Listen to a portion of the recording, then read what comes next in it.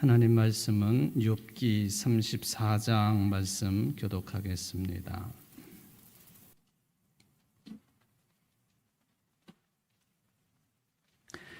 엘리후가 마라에 이르되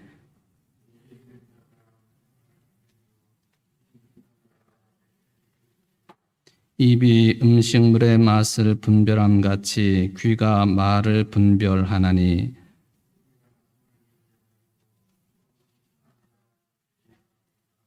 이욥이 말하기를 내가 의로우나 하나님이 내 의를 부인하셨고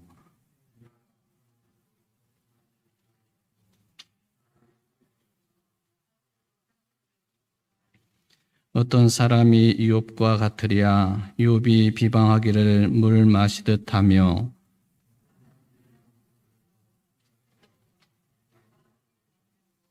이르기를 사람이 하나님을 기뻐하나 무익하다 하는구나.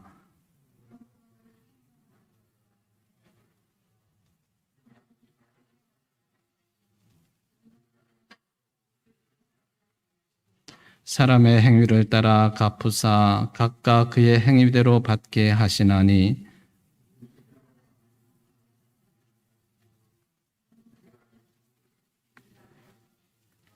누가 땅을 그에게 맡겼느냐? 누가 온 세상을 그에게 맡겼느냐?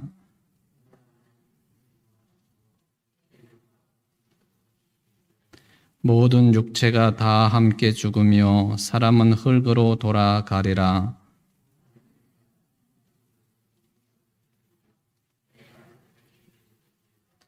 정의를 미워하시는 이시라면 어찌 그대를 다스리시겠느냐? 의롭고 전능하신 이를 그대가 정죄하겠느냐?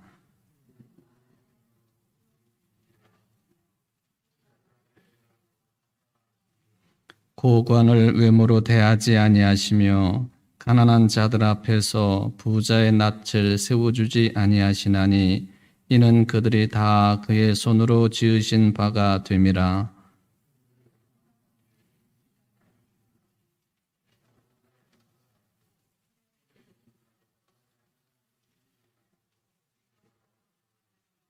그는 사람의 길을 주목하시며 사람의 모든 걸음을 감찰하시나니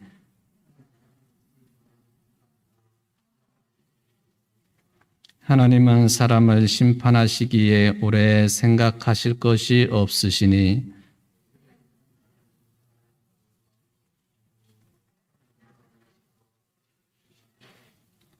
그러므로 그는 그들의 행위를 아시고 그들을 밤 사이에 뒤집어 엎어 흩으시는도다.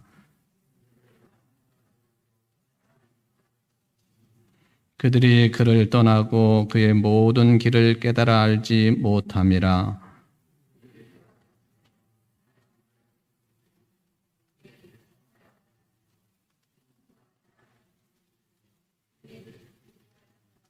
주께서 침묵하신다고 누가 그를 정죄하며 그가 얼굴을 가리신다면 누가 그를 배울 수 있으랴.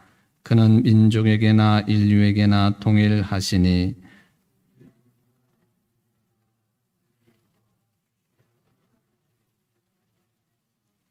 그대가 하나님께 아뢰기를 내가 죄를 지었사오니 다시는 범죄하지 아니하겠나이다.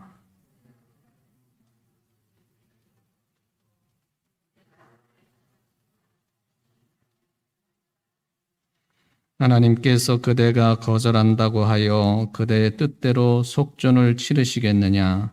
그러면 그대가 스스로 택할 것이요 내가 할 것이 아니니 그대는 아는 대로 말하라.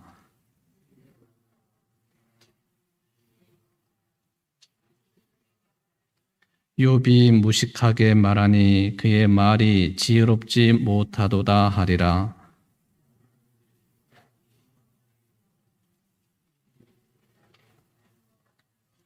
그가 그의 죄의 반역을 더하며 우리와 어울려 손뼉을 치며 하나님을 거역하는 말을 많이 하는구나. 아멘.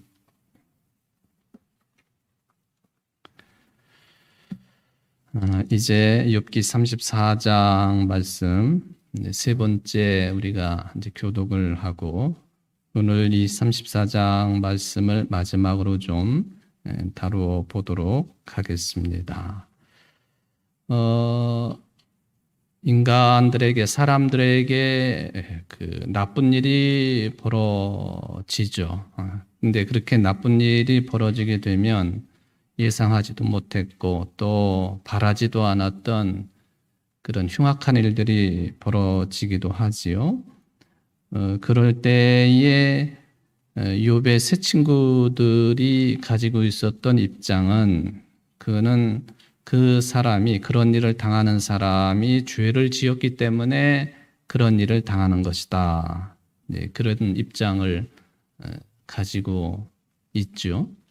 반면에 이제 이 34장을 말하는 사람이 또 다른 사람인 엘리후라고 하는 사람이 말을 하는 것인데, 어떤 사람이 힘든 일을 만나고 그리고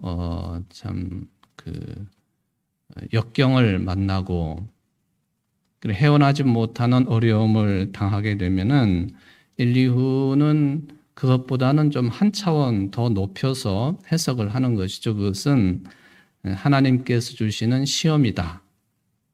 그러니까 죄 때문에 그런 어려움을 겪는다라고 판단하는 것과 어려움을 당하는 것은 사실이지만은 그 어려움은 하나님이 주신 것이고 그리고 하나님의 시험으로 알아야 된다 하는 엘리후의 입장은 좀 많이 다르다라고 우리가 찾아볼 수가 있겠죠. 그래서 엘리후는 우리 인간들에게 벌어지고 있는 모든 재앙은 다 하나님이 베푸시는 시험으로 그렇게 이제 해석하고 받아들이는 거죠. 그러니까 욥이 아직도 그것을 인정하지 못하고 아직도 자신이 의롭다고 주장을 하게 되니까 엘리후는 그래, 너는 아직도 멀었다. 그러니까 더 시험을 받아야 되고 또 더 재난을 받아야 된다 하는 그런 이야기를 했다고 지난 시간에도 말씀을 드렸죠. 이런 그 엘리후의 주장, 물론 이제 죄 때문에 그런 일이 생겼다라고 하는 앞에 세 친구들의 이야기도 욥은 받아들이지 않았지만은 이거는 하나님께서 너를 시험하려고 하는 것이니까 나는 이 엘리후의 주장도 욥은 받아들이지 않았습니다. 물론 욥은 이 엘리후의 이런 이야기에 대해서 응대를 하지 않았다 하는 것도 말씀을 드렸습니다. 이렇게 하다가 이제 결국에는 우리가 지금 34장을 이제 공부를 하고 있는데 42장까지 가게 되면, 마지막까지 가게 되면 하나님께서 이 모든 것들을 정리를 해 주시죠. 그러니까 아직은 우리가 이 욥기 전체를 어떠한 결론으로 받아들여야 되겠는가 하는 것을 이제 가끔 제가 말씀을 드리기는 했지만은 아직 이 과정으로 보면은 그런 단계까지 오지는 않았다라고 볼 수가 있겠습니다.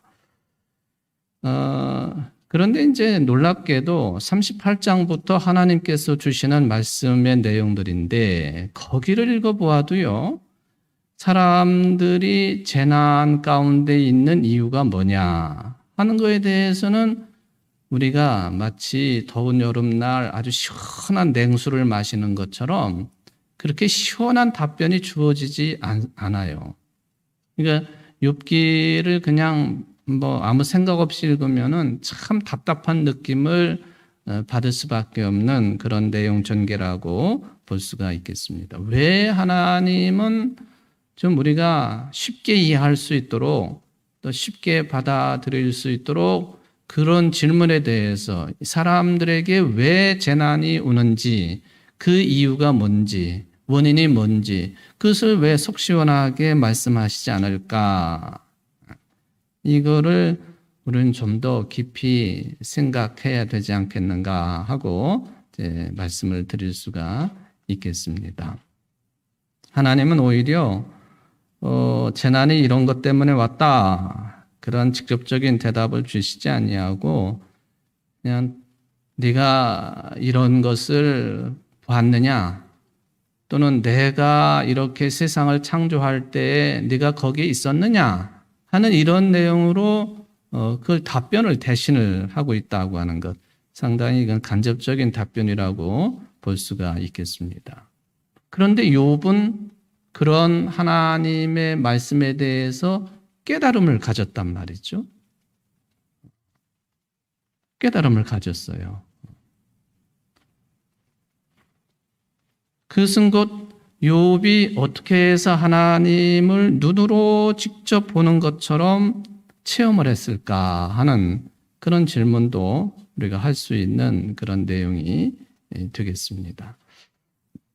지금까지는 귀로만 들었는데 눈으로 보는 것처럼, 그러니까 욥이 가지고 있었던 그런 질문, 어떻게 나 같은 동방의 의인이, 그리고 하나님 앞에서 깨끗하게 살았던 사람이, 말하자면 죄를 짓지 아니한 의인으로 살았던 사람도 이런 고난을 겪을까? 아무리 친구들이랑 토론을 하고 엘리후의 이야기를 듣고 해도 그 답변이 명확하게 주어지지 않았는데, 하나님께서 내가 이런 일을 할 때 너 그것을 보았느냐? 그때 내가 거기 있었느냐? 이런 투로 말씀을 하시니까 욥이 깨달음을 얻었다 하는 거예요. 우리는 도저히 하나님이 그런 말씀을 주신다 해도 깨달음에 깊이 들어갈 수가 없겠는데, 하여튼 지금 우리는 이제 그런 그 단계까지 가기 위해서 오늘도 34장을 이제 세 번째 생각을 해 보는 것이죠. 여러분, 그 34장에 말을 하고 있는 엘리후, 하나님이 주시는 시험인데 그 시험을 잘 통과하고 견디게 되면은 더 믿음이 좋은 사람이 될 것이다. 그러기 위해서 어려움도 겪는 것이고 재난도 주어지는 것이고 또 말로 다 할 수 없는 괴로움 속에 있는 것이다. 이런 주장하고요. 나는 그런 주장을 받아들일 수 없다라고 하는 욥의 입장. 여러분들은 누가 더 옳다고 생각을 하시는지 모르겠습니다. 판단하기가 쉽지 않죠. 근데 솔직히 말씀을 드리면 우리들이 겪게 되는 수없이 많은 그 고난, 환난, 고통, 어려움, 이런 것들은 누구에게나 다 주어지는 것인데 그것을 잘 극복하게 되면은 더 깊은 신앙을 갖게 되고 또 아주 좋은 신앙의 사람이 되는 것인데, 하나님은 그런 목적을 가지고 사람들에게 이제 환난을 겪게 하시는 것이다 하는 이 엘리후의 주장이, 그게 사실은 우리에게 더 가까이 다가오는 것 같지 않습니까? 또 우리들의 신앙관도 대개가 그런 수준으로 이제 가지고 있기 때문에 그럴 수가 있겠다 하는 것을 생각을 해보는 것이죠. 문제는 이런 잣대를 가지고 모든 사람들을 똑같이 판단하는 것이 문제가 된다. 그런 이야기가 되겠습니다. 이 34장을 처음 다룰 때에 이 34장은 신정론을 다루고 있다라는 말씀을 드렸죠. 우리 인간들이 또는 세상 굴러가는 모습을 보니까 숱한 어려움들이 있는데, 하나님이 선하신 분이시고 정의로우신 분이시고 또 하나님께서 창조하신 세상이고 인간이고 그렇다고 한다면 왜 이런 일들이 벌어지겠는가 하는 질문을 사람들이 한단 말이죠. 하나님이 정말 계시는 거냐? 하나님은 정말 선하신 분으로 계시는 거냐? 하나님은 정의로우신 분이시냐?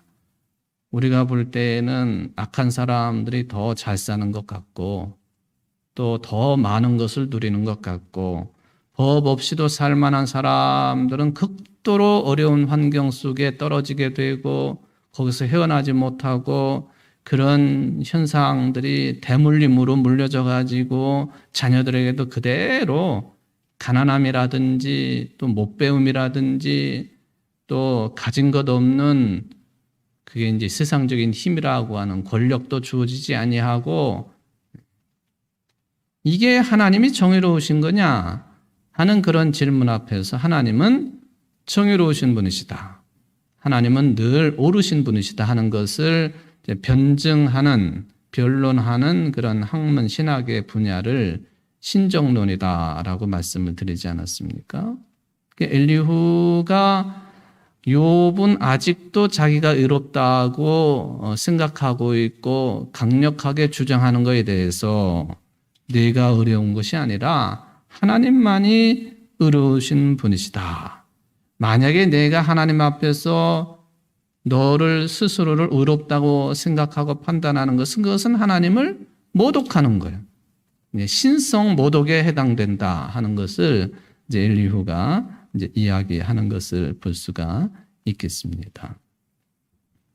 자, 그렇다면 하나님이 의로우신 분이시라고 하는 것을 어떻게 여기 엘리후가 어떤 예를 들어가지고 이야기를 하고 있느냐. 지난 시간에 마지막에 제가 언급을 했던 그런 내용이죠. 그게 이제 15절에 명확하게 드러나 있죠. 모든 육체가 다 함께 죽으며 사람은 흙으로 돌아가리라. 이 내용을 가지고 즉 사람의 죽음의 문제를 가지고 하나님은 정의로우신 분이시다. 공의로 세상을 판단하시는 분이시다 하는 것을 엘리후가 이제 언급을 한 거죠. 그러니까 아직도 내가 의롭다라고 주장하고 있는 욥에게 네가 의로운 게 아니라 하나님만이 의로우시다. 그런데 15절을 잘못 해석을 하면요. 모든 육체가 다 함께 죽으며 마치 욥의 10 자녀들이 한꺼번에 죽는 것처럼 그런 현상을 생각할 수도 있는 게 그거 아니고요. 이 15절의 내용은 뭐냐면 모든 사람들은 태어나는 것처럼 모든 사람들은 죽게 되어 있다 그런 이야기죠. 그렇죠? 함께라는 말을 잘못 우리가 붙여놓으면은 해석이 잘못되는 것인데 모든 사람들은 똑같이 죽음이라고 하는 것을 맞이하게 되어 있다 하는 거예요. 그래서 이제 나이가 젊을수록 이런 부분에 대해서는 생각조차도 하지 않지요. 근데 어르신들은 이제 날이 갈수록 시간이 갈수록 죽음의 그림자가 가까이 다가온다 하는 것을 느끼면서 사시는 분들이 대부분일 테고요. 뭐 저도 마찬가지고요. 말하자면 너나 나나 할 것 없이 우리는 다 죽게 되어 있다. 그것이 하나님의 정의로우심이다. 그런 거죠. 그러니까 모든 인생들은 피조물이기 때문에 피조물이라고 하는 것은 한계가 있는 것인데 즉 왔으면 가게 되어 있는 것이고 태어났으면 죽게 되어 있는 것이고 존재하는 것이면 사라질 때가 있는 것이고 유한하다. 그리고 언제나 우리는 종말론적인 신앙관을 가지고 있어야 된다. 그런 말을 하는데 끝이 있다고 생각하며 살아가는 것이죠. 이 믿음이 우리 기독교 신앙에서 굉장히 중요한 부분을 이제 차지를 하고 있는 것 아닙니까?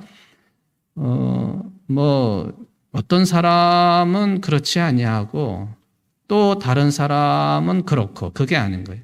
어떤 사람은 죽지 않게 만들고 다른 사람은 죽게 만들고 그게 아니다 하는 것이죠. 그래서 이 문제를 가지고 엘리후는 하나님의 정의로우심을 그렇게 설파를 했다. 그렇게 볼 수가 있겠습니다. 이 15절의 내용을 가지고 이제 조금 더 이것을 표현을 이제 이렇게 정제된 표현을 한다면 어떤 의미가 있느냐 하면은 모든 사람들이 다 죽게 되어 있다 하는 그 이야기는 하나님은 전능하신 분이시다 하는 뜻이 거기에 담겨 있고요.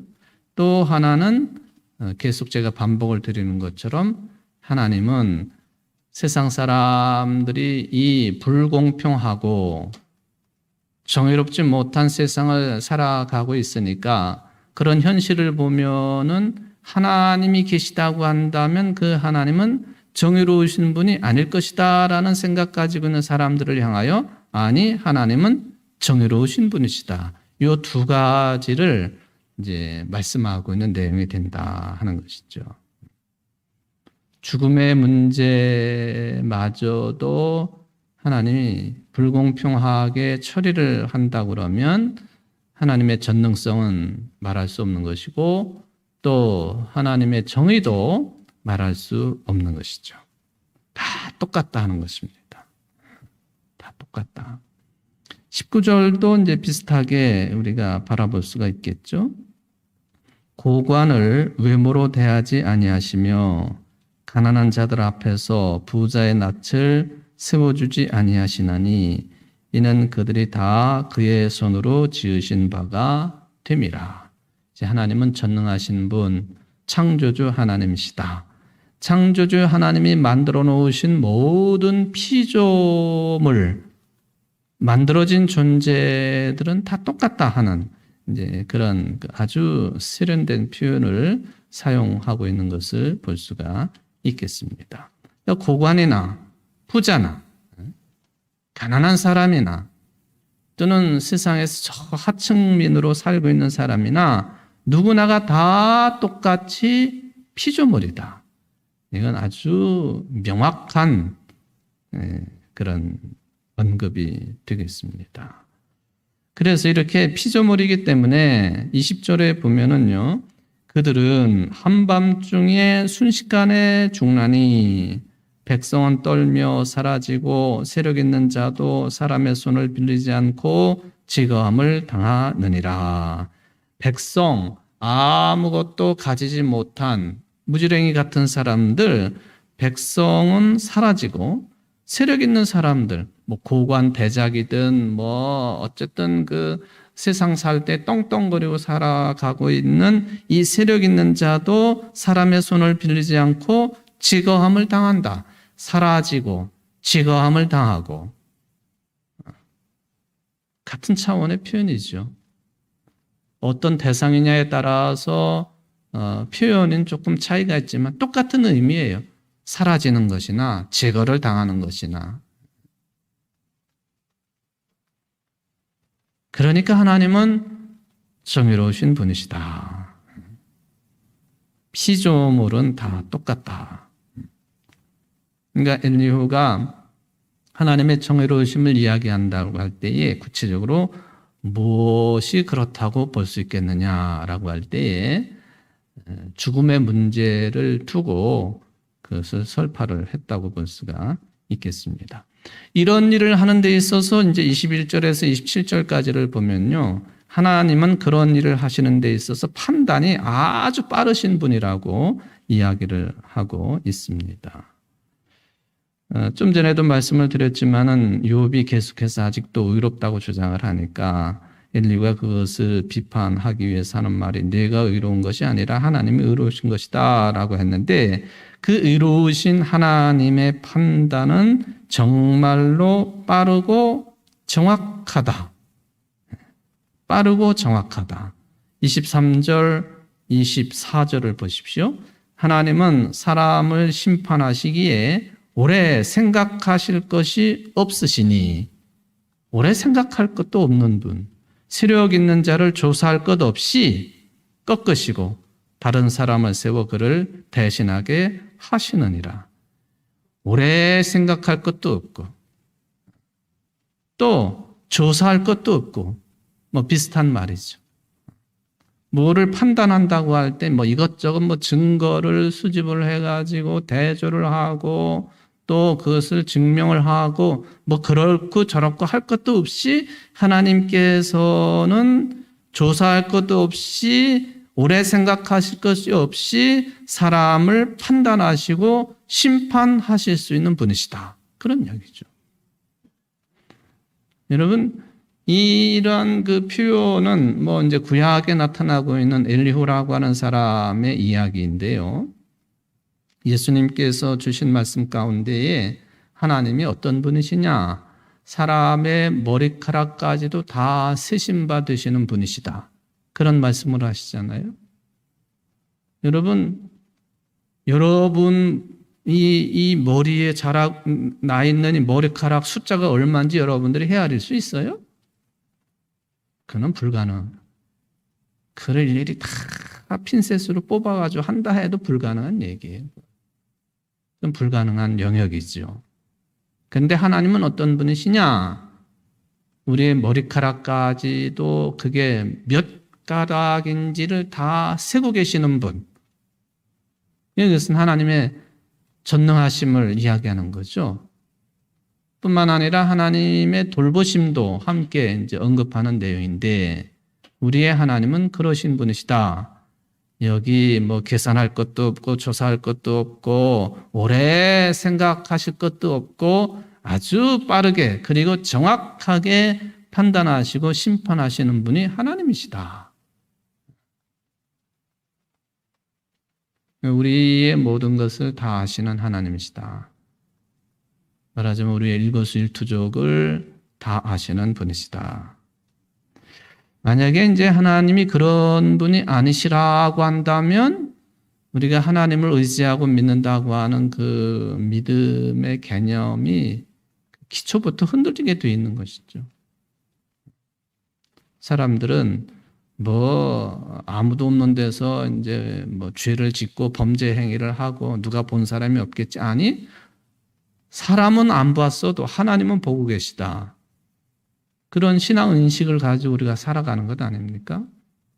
우리가 그것을 이제 조금 어려운 표현을 사용하면은 우리는 항상 하나님 앞에 서 있는 존재라 그러는 코람데오, 하나님 앞에 서 있는 사람들이다.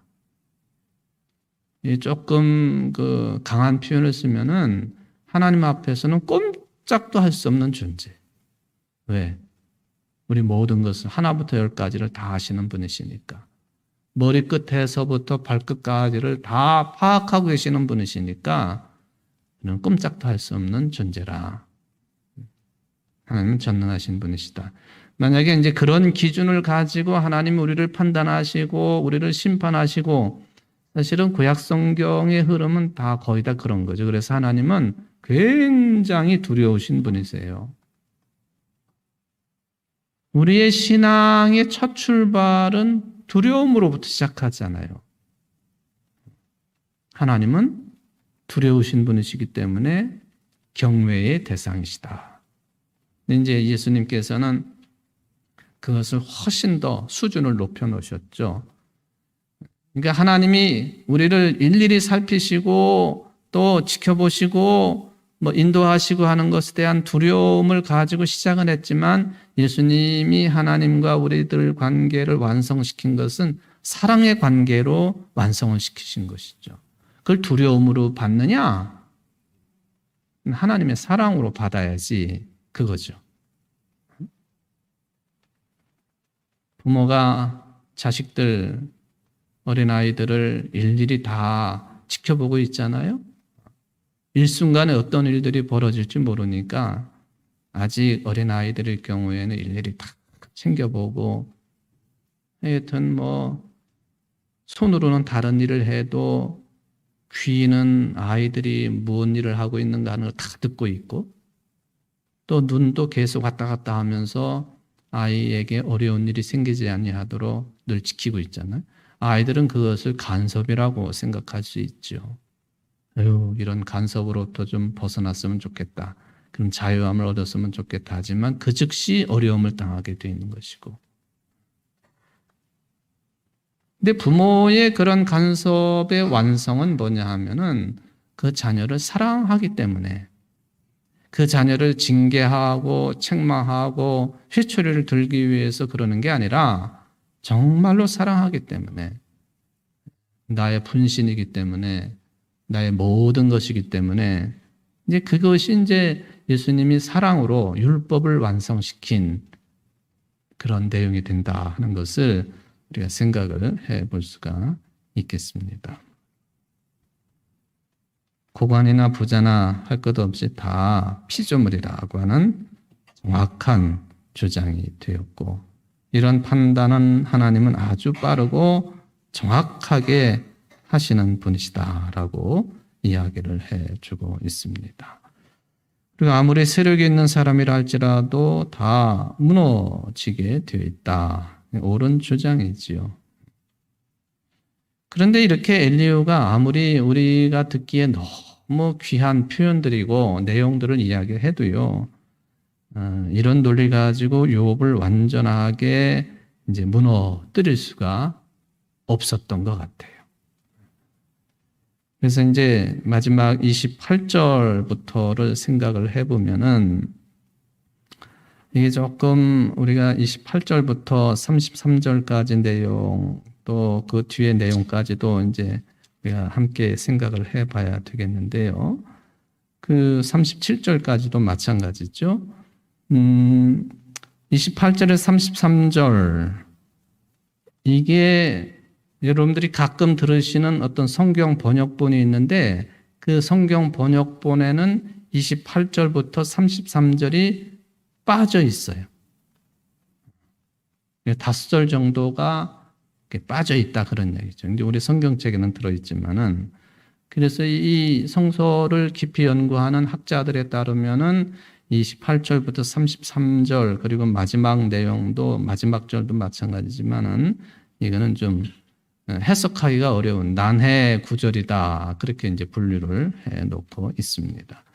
근데 어느 성경 번역본에 이 28절부터 33절이 빠져 있느냐 하면은 셉투아진트 70인역이라고 하는 성경 번역본에는 이 내용이 빠져 있다는 거예요. 70인역. 여러분 이 70인역이라고 하는 것은 원래가 구약 성경은 고대 히브리어로 기록이 되어 있잖아요. 그런데 그 전 세계에 흩어져 살고 있는 사람들 가운데에 보면은 이 히브리어를 배우지 못하든지 아니면은 외국에 나가 살다가 보니까 당시의 문화가 헬라 문화권이니까 헬라 말, 그리스 말은 잘 알지만은 자기네들의 고국의 언어인 히브리어를 모르는 사람들이 많아지게 된 거죠.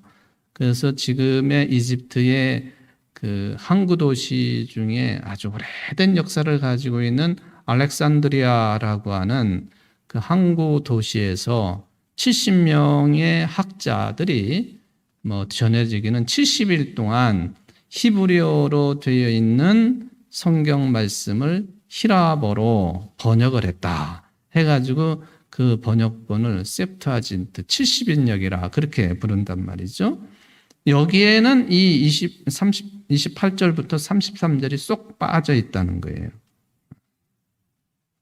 근데 이제 왜 그런 일이 생겼을까? 어떤 성경에는 들어있기도 하고 어떤 성경에는 빠져 있기도 하고 왜 그랬을까? 이게 옛날에는요. 서기 90년을 기준으로 해가지고 그 이전까지는 성경을 정경으로 아직 채택이 되기 전이란 말이죠. 성경이 정경으로 채택되기 이전에는 어떤 경우에는 더 들어가기도 하고 어떤 경우에는 쑥 빠지기도 하고 여러 모습을 가지고 있는 거예요. 그러다가 서기 90년 아주 중요한 그 유대인들 랍비들의 회의가 있었는데 그래서 우리는 얌니아 회의라 그렇게 부르거든요. 얌니아 회의. 얌니아 회의 장소는 베드로와도 관련 있는 그런 장소이기도 하고 지금도 옛 지명에 따라서 거기를 요빠라고 부르는데 요빠라고 하는 항구 도시가 있거든요. 항구 마을이죠. 요빠로부터 얼마 떨어지지 아니한 그런 지역을 우리가 이제 그냥 통칭 얌니아라 그렇게 부르기도 하는데 이건 계속 제가 최근에 반복하는 내용이죠. 서기 70년에 그 로마의 대침공에 의해서 예루살렘이 완전히 멸망하잖아요. 이스라엘 민족이 다 멸망한 거예요. 예루살렘 성전도 다 무너지고 말았습니다.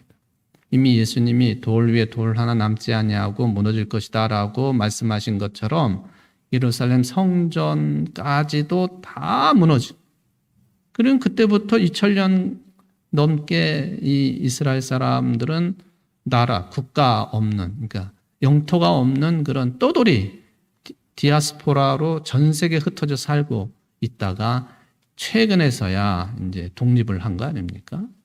서기 70년경에 그렇게 나라가 무너질 때에 요하난 벤 자카이라고 하는 유명한 랍비가요, 그 로마의 최고 사령관을 찾아가 가지고는 사정사정을 한 거예요. 제발 저 요빠, 얌니아라고 지금 부르고 있는 이 요빠라고 하는 곳에다가 조그마한 학교 하나는 좀 만들 수 있게 허락해달라. 그러면서 이제 요하난 벤 자카이가 무슨 말을 했느냐면, 내가 당신 관상을 보니까 앞으로 당신 로마의 황제가 될 상이야. 그런 말을 하고는 말하자면은 관상도 볼 줄 알고 또 헌심을 사기도 하고 어차피 망하게 돼 있는데, 그러니까 이 로마의 사령관이 아주 기분 좋게 허락을 해준 거예요. 그 요빠라고 하는 곳에 랍비들을 다 불러 모은 벤 자카이라고 하는 랍비가, 성전이 무너졌잖아요.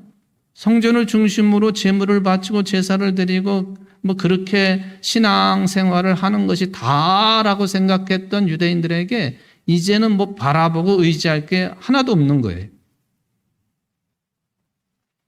무너지고 20년 뒤에 서기 90년 또는 뭐 100년 어간이라고 그렇게 이야기를 하는데, 구약성경 39권을 정경으로 채택을 합니다. 지금 여러분들이 가지고 있는 이 책이 39권. 그래서 성전 중심의 종교로부터 율법 중심의, 더 크게 말하면 하나님 말씀의 중심의 종교로 이 유대교가 변화하는 거죠. 우리 기독교도 하나님 말씀의 종교라고 하는데 좀 개념은 좀 다릅니다. 이 유대교가 하나님의 말씀의 종교, 율법 중심의 종교로 대변화를 일으킬 때쯤에 기독교도 뭐 마가복음, 마태복음, 누가복음, 요한복음이 복음서로 보면 제일 마지막에 생겼단 말이죠. 한 100년경쯤. 그러니까 이 39권의 구약 성경이 정경으로 채택될 그 즈음에 요한복음이 마지막으로 복음서 중에는 거의 탄생을 합니다. 그때의 기독교인들은 회당으로부터 추방을 당하죠. 회당에 못 들어가요, 이제는. 아주 크나큰 위기의식 속에 기독교가 처해 있었던 이유 중에 하나가 이 39권의 정경이 채택이 되고 유대교가 더 공고하게 율법 중심의 종교로 되어지면서 기독교하고 완전히 이제 거리가 멀어진 것이죠. 어떤 성경에는 이런 내용이 들어있기도 하고 어떤 성경에는 빠져있기도 하냐. 옛날에는 그게 가능했다는 것이죠. 지금은 이거 더하거나 덜하거나 첨가하거나 빼거나 그렇게 했다가는 그건 분명히 이단이에요, 이단. 기록된 문자라 할지라도 그걸 첨가하거나 빼거나 하면은 이게 서기 90년경의 얌니아 회의 이후에는 이단으로 되는 것이다. 이제 그런 이야기입니다. 하여튼 요 28절부터 33절까지가 이제 그런 의미라고 하는 것을 지금 말씀을 드립니다. 엘리후가 얼마나 확신에 차가지고요, 욥을 다그치는지, 욥이 이제 35절에 보면은 욥을 무식하다고 할 정도로 아주 그냥 확신에 차서 이 얘기를 하죠. 또 지혜롭지 못하다. 그러니까 욥이 끝까지 시험 받기를 원한다. 욥이 악인과도 같다. 얼마나 강력한 표현인지 모르겠습니다. 37절 요 내용은 이것도 역시 이제 난해 구절이라고 볼 수가 있겠습니다만은 37절을 보면은 그가 그의 죄에 반역을 더하며 우리와 어울려 손뼉을 치며 하나님을 거역하는 말을 많이 하는구나. 여기 보면 우리와 어울려 손뼉을 치며 하나님을 거역하는 말을 많이 했다. 이거 해석하기가 쉽지 않은 그런 내용이에요. 근데 이제 욥이 개인 차원에서 손뼉을 치면서 엘리후가 볼 때에 저가 하나님을 거역하는 그런 말을 아직도 하고 있고 그런 신앙관을 유지하고 있다. 이제 그렇게 이제 해석을 하면은 그게 옳은 해석이 될 거예요. 이게 우리와 어울려서 손뼉을 치면서 반역죄를 저지르고 하나님을 거역하는 그런 모습인 것으로 이게 이대로 해석을 하면은 우리도 역시 하나님을 거역하는 것처럼 표현이 되어 있는데 그렇지 않은 거죠. 욥이 혼자서 그렇게 하는 것이다. 그런 해석을 내리면은 되겠습니다. 우리가 이렇게 있는데 욥이 혼자 박수를 치면서 떠들고 있다. 그런 개념이 마지막 37절이 되겠습니다. 뭐 당시에도 우리는 그렇게 잘 안 하는데 이렇게 대화를 하면서요. 뭔가 좀 강조를 한다고 할 때는 그 말하는 사람이 손뼉을 치면서 이야기하는 경우 그거를 연상하시면 돼요. 손뼉을 치면서 강조하고 자기 주장을 더 강하게 표출을 하고 그러니까 우리는 동조하지 않는데 욥이 혼자서 우리 앞에서 손뼉을 쳐가면서 하나님을 거역했다. 이게 이제 엘리후가 하고 있는 이야기가 되겠습니다. 이 손뼉을 치면서 뭔가 자기 주장을 하고 뭐 이러는 그런 모습은요. 구약 시대 때에도 있다라고 봐야 되겠지만은 지금도 불교의 그 흔적 가운데 보면 지금도 이런 흔적을 찾아볼 수가 있죠. 여러분들 우리가 흔히 쓰는 표현 가운데 아주 떠들썩하고 시끄러운 장면을 표현할 때 야단법석이라고 그러잖아요. 야단법석. 아주 야단법석을 떨고 있다고 그렇게 이야기하죠. 근데 이 야단법석 이 말 자체가 불교적인 용어 아닙니까? 야단. 그러니까 야외 바깥에다가 단을 쌓아놓고 부처님의 말씀을 듣거나 풀이한다. 야단, 법석. 그게 이제 불교적인 용어란 말이죠. 근데 지금도 티벳이라고 하는 나라, 중국이 그냥 침공을 해가지고 중국의 자치구가 되고만 티벳이라고 하는 나라가 있지 않습니까? 달라이 라마의 나라죠. 티벳이 이제 불교 국가인데 여기 티벳 불교의 그 어떤 동영상들을 보게 되면은 한참 전에 뭐 텔레비전에도 그런 장면이 나오기도 했지만은 뭐 20대나 30대 젊은 승려들이 그 절 바깥에 그 뭐 중정이나 이런 데 모여가지고요. 아주 시끄럽게 그냥 뭐 철학적인 질문을 하고 불교적인 질문을 하고 하는 그런 장면이 있어요. 그럴 때에 질문을 던지는 사람이 서서 손뼉을 치면서 발을 막 구르면서 그리고 앉아있는 사람들에게 질문을 막 던지죠. 그러면 앉아있는 사람들은 손뼉을 치면서 발을 구르면서 질문하는 사람의 질문에 대해서 예 아니면 아니요만 답을 하게 돼 있어요. 손뼉 치면서 막 질문하는 사람이 혹시 간혹 무엇을 말하라 할 때는 말을 할 수 있지만은 질문 던지는 사람의 그 질문에 대해서 예는 아니요. 그때 아주 시끄러워요. 그냥 목청껏 있는 모션을 다 취해가면서 승려복을 입고 그냥 승려복이 어깨에서 막 흘러져 내려가고 그러면서도 손뼉을 쳐가면서 계속 앉아있는 사람들에게 질문을 하죠. 어느 때는 그 순서가 앉는 거 서는 게 바뀌기도 하고 개인적으로 그렇게 하지만 집단적으로 그러는 모습은 그야말로 야단 법석입니다. 그게 아주 시끄럽고 소란하지요. 욥이 엘리후가 볼 때에 하나님을 거역하는데 그냥 손뼉을 쳐가면서 혼자서 이렇게 하나님을 거역한다. 우리가 그것을 지켜보고 있다. 그 개념이 이제 37절의 내용이다 하는 것을 확인하시면 되겠습니다. 아직 엘리후의 이야기인데 엘리후가 완전한 건 아니에요. 우리의 귀에 솔깃한 그런 내용들을 많이 이야기했지만 결론은 하나님이 맺으시는 것인데 그것은 이제 38장 이후부터 나오는 내용을 통해서 확인을 할 수가 있겠습니다.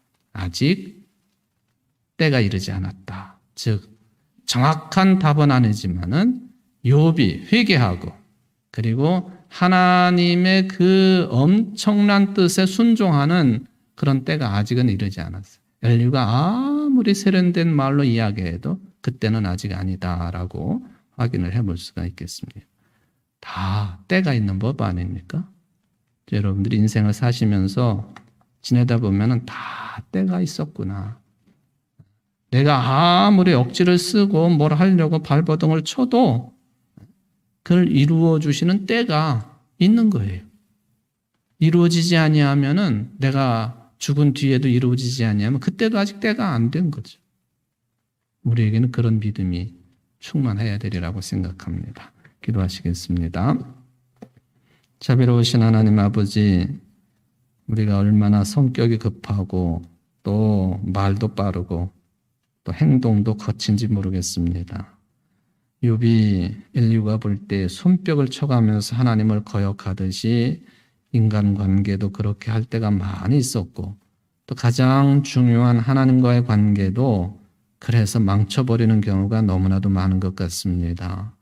우리를 용서하여 주시고 하나님은 정의로우신 분이시고 또 전능하신 분이시라고 하는 이 믿음에 조금도 흔들림이 없는 오늘 저녁에 예배드리고 있는 모든 성도들이 될 수 있도록 은혜의 은혜를 더하여 주옵소서.